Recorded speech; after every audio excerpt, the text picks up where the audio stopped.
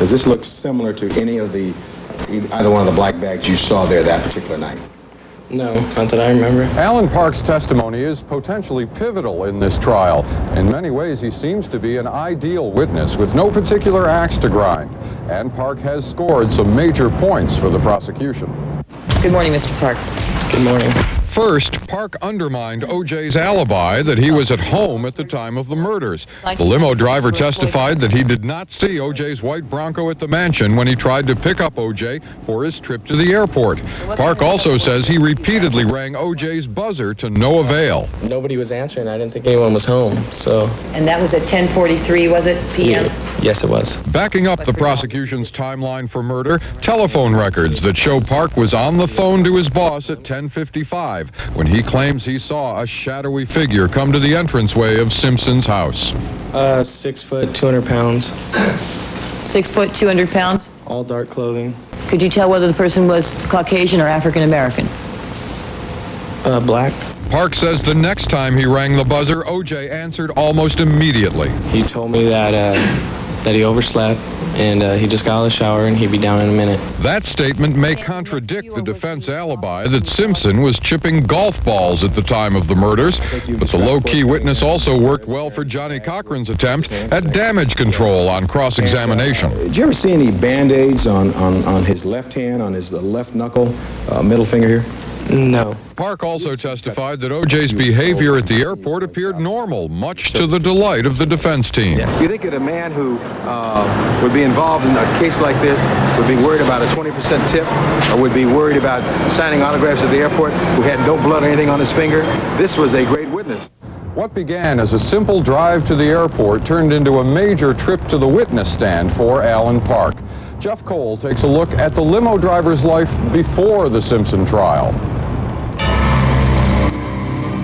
Witness after witness has taken the stand. For some, there have been tears. For others, confrontations.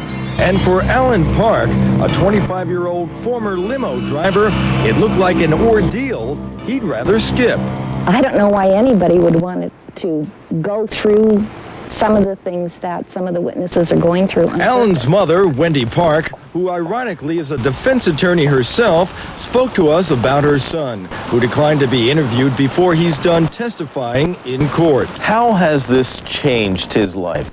He lost some of his freedom, and that's because of the press. But his mom says this fame has cost him his privacy. They were involved in driving stars to a particular event, and Alan was more recognized by the press than some of the stars were, and he didn't like that. Park has been described as a laid-back surfer dude who's been working odd jobs since he graduated from high school 7 years ago. Gary Crawford grew up with Park in Torrance, California. Crawford says the notoriety from the Simpson case is so great that Alan started to receive fan mail from around the country. They send pictures of him, self-portrait, and say, could you please autograph this and send it back? And which he does, and he'll write a little note in there saying, you know, this is not a great thing that's happened to me. But with Park at center stage on the witness stand, it brings to mind other witnesses like Mark Furman and Rosa Lopez, who had their lives turned inside out. For Park's time in the spotlight, his mom, who is also his attorney, has some advice. As a mother, sit up straight. As an attorney, I give the same advice I'd give to any client or to any witness. Tell the truth. One more note about Alan Park. He has left the limo business to become a ranch hand. Meanwhile, it looks as if the prosecution may be on a roll.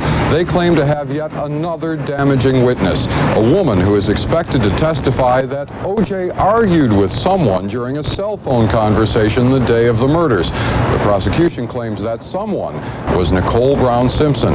However, defense attorney Carl Douglas downplayed the witness's importance.